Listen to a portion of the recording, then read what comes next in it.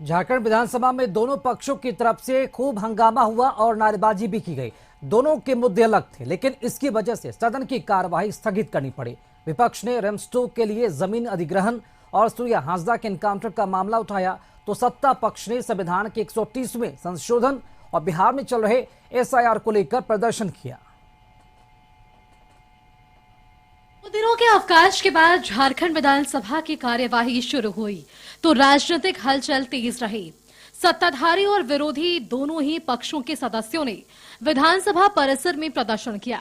JMM, Congress, RJD और भाकपा माले के विधायकों ने संविधान के 130वें संशोधन का विरोध किया। साथ ही बिहार में चल रही एसआईआर को लेकर सवाल उठाया। सदन के अंदर भी प्रदर्शन जारी रहा और विधायक वेल तक पहुंच गए, जिसके बाद सदन की कार्यवाही स्थगित करनी पड़ी।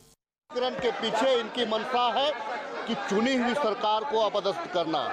इनकी मंशा है चुने हुए विधायक, सांसद, मंत्री, मुख्यमंत्री को अपदस्थ करना, ताकि ये लोग अडानी और अंबानी को जगह जमीन दे सके, उनकी दलाली कर सके, उनका साम्राज्यवाद कायम कर सके। लोकतंत्र की हत्या करना चाहते हैं ये लोग। और इंडिया गठबंधन आज मजबूती के साथ में इस बिल का विरोध करती है।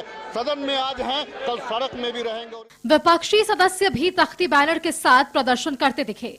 नेता विपक्ष बाबूलाल मरांडी ने कहा कि इस समय दो ज्वलंत मुद्दे हैं, एक सूर्या हांसदा का एनकाउंटर और दूसरा रिम्स 2 के लिए खेती की जमीन का अधिग्रहण। सूर्या हांसदा को समाज सेवी बताते हुए बाबूलाल मरांडी ने कहा कि वे माफिया का विरोध कर रहे थे, इसलिए उन पर केस किए गए थे। बाबूलाल मरांडी ने मामले की सीबीआई जांच की कराने की मांग की है। वहीं रिम्स 2 के लिए नगरी में जमीन अधिग्रहण पर भी विपक्ष के विधायकों ने सवाल उठाया। सूर्या हांसदा जी एक राजनीतिक व्यक्ति थे। आप सब लोगों की जानकारी में होगी, बोरियो विधानसभा क्षेत्र से एक बार नहीं 4 बार वो चुनाव लड़े थे और उस क्षेत्र के लिए वो काफी लोकप्रिय भी थे। आज भी अगर आप उनके घर जाएंगे तो गरीब के बच्चे, असहाय बच्चे, अनाथ बच्चे 350-400 की संख्या में वहां रहते हैं। निःशुल्क उनकी भोजन, वस्त्र और पढ़ाई की वो व्यवस्था करते थे। आज वो सारे लोग भी अनाथ हो गए। फिर उनका जो परिवार है एक सोशल है, सामाजिक है।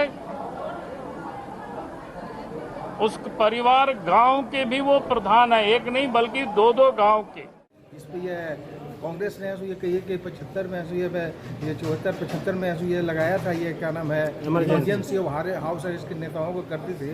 उसी प्रकार से ये कही कि कांग्रेस जेएमएम की सरकार अपने हमारे नेता का और भारतीय जनता पार्टी के और जो विरोध करने वाले लोग हैं उसको हाउस अरेस्ट करके उसके बाद उनको मुजमान बंद करना चाहती है, जो कि ये आंदोलन शुरू हो चुका है। तो आंदोलन जारी रहेगा और निश्चित रूप से इसका खमियाजा भुगतना पड़ेगा सरकार। हमने भी सुना कि उनको हाउस अरेस्ट किया गया, लेकिन उसके बावजूद भी काफी भारी संख्या में आदिवासी समाज के लोग वहां पर एकत्रित हुए थे और अपनी एकता का परिचय दिए और साथ ही नगरी की जमीन को बचाने का उन्होंने संदेश भी दिया। आप भी पहुंचे थे वहाँ? जी, हम भी पहुंचे थे, लेकिन थोड़ा सा लेट से पहुंचे थे क्योंकि मेरा प्राथमिक कार्यक्रम था, वहाँ के बाद वहाँ पहुंचे थे। 26 अगस्त को विधानसभा में भारी बारिश से किसानों की फसल हुई भारी नुकसान पर विशेष चर्चा होगी। सरकार किसानों के नुकसान की भरपाई और राहत योजनाओं की घोषणा कर सकती है। विपक्ष ने पहले ही संकेत दिए हैं कि इस मुद्दे पर सरकार से तीखे सवाल पूछे जाएंगे। वहीं 28 अगस्त को दिवंगत शिबू सोरेन को भारत रत्न देने का प्रस्ताव पेश किया जाना है। रांची से कशिश न्यूज के लिए राहुल कुमार की रिपोर्ट।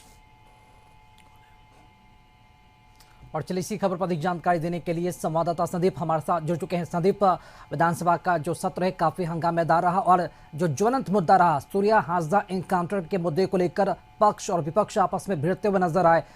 इस पर सत्ताधारी पार्टियों के नेताओं का क्या कुछ कहना है, क्योंकि लगातार ये मामला तुल पकड़ा हुआ है और झारखंड की राजनीति सूर्या हांसदा एनकाउंटर को लेकर लगातार गरमाई हुई है। संदीप,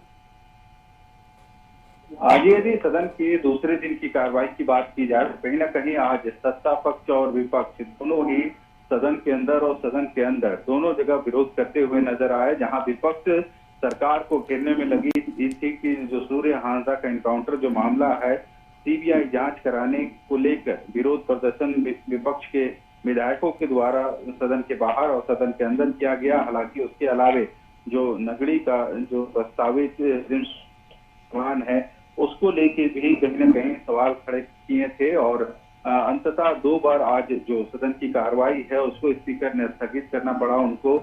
और जिस तरह से विरोध आज सुबह से ही देखने को मिला, हालांकि उसके बाद 3:30 बजे फिर से एक सदन की कार्रवाई शुरू हुई है और अब थोड़ी ही देर चलने के बाद सदन की कार्रवाई कल 11 बजे तक के लिए स्थगित कर दी गई है। हालांकि जो विपक्ष है कहीं न कहीं इन दोनों मुद्दे को लेकर आज सरकार पर हमलावर रही और एक ही इनकी डिमांड है कि जो सूर्या हांसदा है उसके इनकाउंटर जो है फर्जी तरीके से किया गया है और इसकी जांच जो जी संदीप, मुद्दे सत्ता पक्ष और विपक्ष दोनों की तरफ से थे, क्या सिर्फ उन मुद्दों पर हंगामा हुआ या फिर कोई सार्थक चर्चा, कोई बहस भी हो पाई है सदन के अंदर?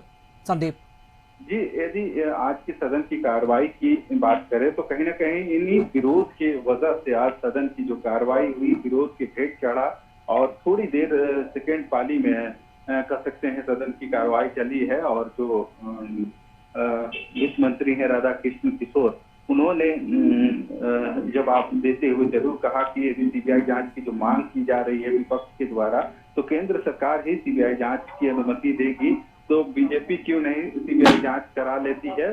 सदन के अंदर हंगामा करने से अच्छा है कि वे सीबीआई जांच बीजेपी खुद जी बिल्कुल संदीप, देखना अहम होगा किस पूरे प्रकरण पर जो सियासत है और कितनी गर्माती और क्या सीबीआई जांच इस पर होती है या फिर नहीं। बहुत शुक्रिया आपका खबर पर अपडेट के लिए।